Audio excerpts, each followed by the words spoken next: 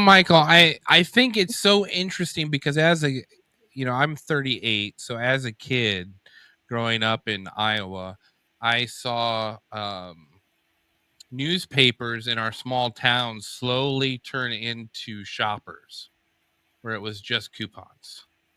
And Yep. eventually these newspapers all closed down, or in some of the smaller bigger towns where there's like 10,000 people, they were bought out by some corporation far away, and then they eventually closed them down, and or Yeah. turned them to online shoppers. Essentially is what they are, a bunch of native advertising. And I remember thinking, you know what an odd way to take control of the narrative, and to really guide people into, let's focus on what's going on in DC, let's focus what's going on in Des Moines, let's focus on Yeah. areas where you can't talk to anyone, where the best you can do is write a letter or leave a message, with an aide. There was no personal accountability, and slowly they took the personal accountability away from the small towns first, Yeah. and but they had to replace it with something, so they turned it into a DC soap opera. And I've always wondered, how are you going to restore the what the institution stood for, which was accountability, right? Because I don't think we'll ever see paper newspapers, back again. Mm. I doubt it.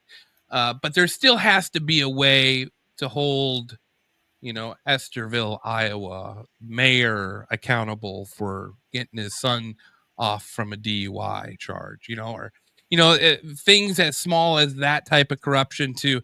I don't know if you guys follow Long Island Audit out there in New York, but he started filming in public places, and the sheriff's department got so mad at him they started chasing after his own. I mean, he uncovered a whole district of corruption that went to the New York Supreme Court, and he won.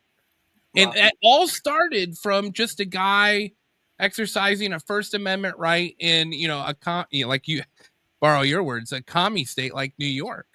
So so what you're doing there in New Hampshire is, it's along the same lines. It's just personal accountability. And how do you enforce accountability in a town? Like, what's your approach to that? Well, if I may take this one, I think what we try to do as best we can is to encourage people to take responsibility for themselves to engage with the issues that concern them in their own communities. I can speak just to one quick example. I won't name the community where I'm presently renting, but in New Hampshire, there's one town that's familiar to both Mike and I, where I attended a town selectmen meeting 3 weeks ago, and I was made aware pretty quickly that the budget for the next fiscal year for the town had just been approved. And in the course of this one particular meeting, there were two groups who came in to pitch large money contracts for projects the town needed. One of which was for a pedestrian bridge, and the other was for some kind of ecological systems repair. And the last item and the third most expensive item proposed in the meeting was for a special project that required an excavator and something like a $90,000 cost.